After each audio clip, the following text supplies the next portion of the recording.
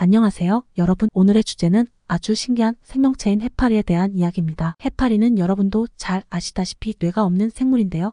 그런데도 수백만 년 동안 지구에서 살아남아 왔습니다. 그렇다면 뇌가 없는데도 어떻게 살아갈 수 있을까요? 이번 영상에서 그 이유를 한번 알아보겠습니다. 먼저 해파리의 기본 구조를 살펴볼게요. 해파리는 중앙집중식 신경계가 아닌 신경망 너브 넷이라는 아주 독특한 시스템을 가지고 있습니다. 이 신경망은 뇌 대신 해파리 몸 전체에 퍼져 있어요. 그래서 해파리는 외부 자극에 반응할 때 빠르게 신경 신호를 전달할 수 있답니다. 예를 들어 해파리가 무언가를 만지거나 먹이를 감지하면 신경망이 즉각적으로 그 신호를 받아들이고 반응을 이끌어내죠. 이런 식으로 뇌 없이도 환경에 적응하며 살아갈 수 있는 겁니다. 이 신경망 덕분에 해파리는 굳이 생각하거나 계획을 세울 필요가 없어요. 아주 간단한 반사적 움직임으로 살아갈 수 있는 거죠. 예를 들어 해파리는 근육을 수축해서 물을 밀어내며 앞으로 나아가는데 이 과정도 신경망이 자동으로 조절해 줍니다. 그리고 먹이가 가까워지면 촉수를 이용해 먹이를 포획하는데 이 역시 본능적인 반응으로 이루어집니다. 먹이 포착이나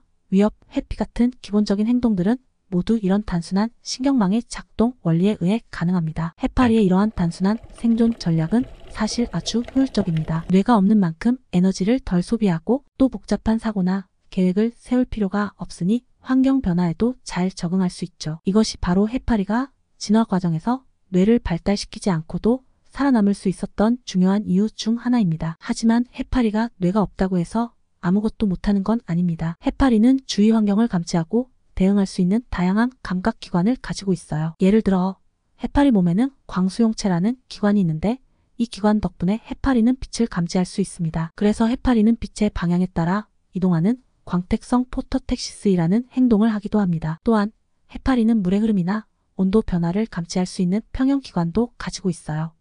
이런 감각기관 덕분에 해파리는 주변 환경을 인지하고 적절하게 반응할 수 있죠. 이처럼 해파리는 뇌 없이도 다양한 방식으로 주위를 인식하고 그에 맞춰 움직일 수 있는 능력을 갖추고 있습니다. 이게 바로 해파리가 아주 단순한 구조임에도 불구하고 여전히 해양 생태계에서 중요한 위치를 차지할 수 있는 이유입니다. 그럼 이제 해파리의 생태적 역할에 대해서도 알아볼까요? 해파리는 해양 생태계에서 중요한 역할을 합니다. 그들은 플랑크톤이나 작은 물고기 등을 먹이로 삼아 먹이 사슬의 한 부분을 차지하고 있고 동시에 해파리 자신도 더 큰 포식자들의 먹이가 되기도 하죠. 예를 들어 바다거북이나 해양 포유류는 해파리를 주요 먹이로 삼습니다. 이렇게 해파리는 먹이 사슬에서 중요한 연결고리 역할을 하며 해양 생태계의 균형을 유지하는 데 기여하고 있습니다. 또한 해파리는 해양 환경 변화에 대한 지표 역할도 합니다. 바닷물의 온도가 상승하거나 오염이 심해질 때 해파리의 개체 수가 급격히 증가하는 경우가 많습니다. 이는 해파리가 다른 해양 생물들에 비해 변화된 환경에 적응하는 능력이 뛰어나기 때문입니다. 그래서 해파리의 번식 상황을 통해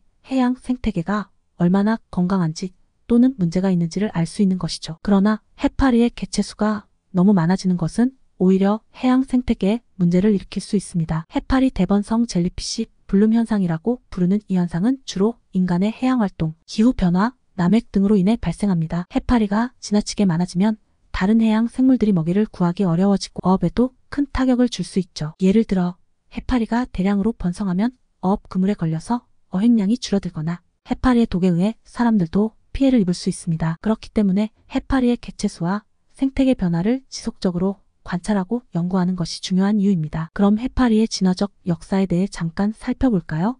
해파리는 지구상에서 가장 오래된 생명체 중 하나로 약 5억 년 전부터 존재해왔습니다. 이 기간 동안 지구에는 수많은 생명체들이 등장하고 사라졌지만 해파리는 그 단순한 구조 덕분에 큰 변화를 겪지 않고도 살아남을 수 있었습니다. 과학자들은 해파리가 오랜 시간 동안 생존할 수 있었던 이유를 그들의 적응력과 환경, 변화에 대한 뛰어난 반응 능력에서 찾습니다. 특히 해파리의 독은 중요한 생존 도구로 작용했어요. 해파리는 자신의 촉수에 있는 자포세포에서 독을 발사하여 먹이를 마비시키고 포획합니다. 이 독은 해파리의 주요 방어 수단이기도 한데 이를 통해 포식자로부터 자신을 보호할 수 있죠. 이처럼 해파리는 뇌가 없고 단순한 생물처럼 보이지만 그들만의 독특한 생존 전략을 가지고 있어요. 단순하지만 효과적인 구조 덕분에 오늘날까지도 성공적으로 살아남아 있는 것이죠. 그리고 해파리의 생물학적 특성은 과학자들에게도 많은 영감을 주고 있습니다. 예를 들어 해파리의 재생 능력은 의학 연구에서도 큰 관심을 받고 있습니다. 해파리는 상처를 입거나